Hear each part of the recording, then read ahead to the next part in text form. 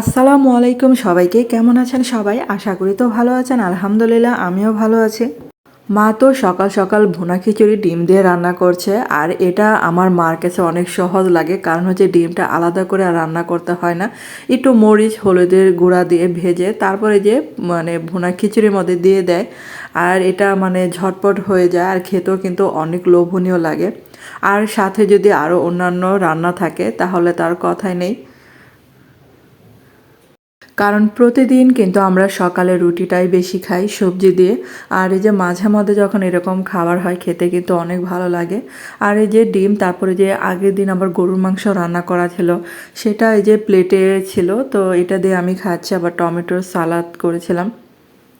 আর ওই যে আমার বোন খাচ্ছে, আমি খাচ্ছি, আমার বোনের হাজব্যান্ড আসছিল, উনি খেয়ে উঠেছে। এখন হচ্ছে আমরা মেয়েরা যারা তারা খাবো এখন। তো আমার মা বসেছে, আমি বসেছিলাম, আর যে টমেটো সালাদ করে নিলাম। তো এরকম সব মিলিয়ে যদি থাকে তাহলে বুঝে নিলে কতটা ভালো লাগে। আর সাথে যদি আরেকটা বেগুন ভাজা থাকে তাহলে তো 100তে 100ই মনে হয় লাগে, এরকম হয় অবস্থা আর কি আমার। তো বেগুন ভাজাটা আর লাগলো না, কারণ হচ্ছে এটা দিয়েই মজা করে খেয়েছে। আর এদিক দিয়ে আমার মা আবার হাঁসের মাংস রান্না করতেছিল, 2টা হাঁস এখানে একসাথে রান্না করছিল।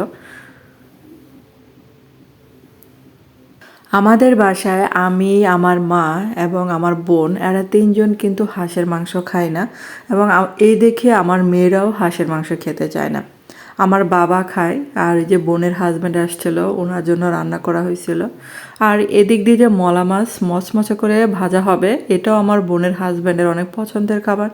আর এদিক দিয়ে আমার বাবা নিয়ে আসছিল সরিষা ফুল, তো সরিষা ফুলের বড়া বানাচ্ছে আমার মা।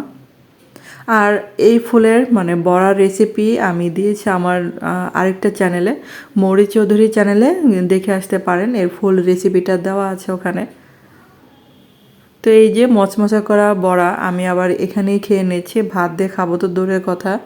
তো আমি শুধু শুধু খেতে আমার কাছে বেশি ভালো লাগে। ধন্যবাদ সবাইকে।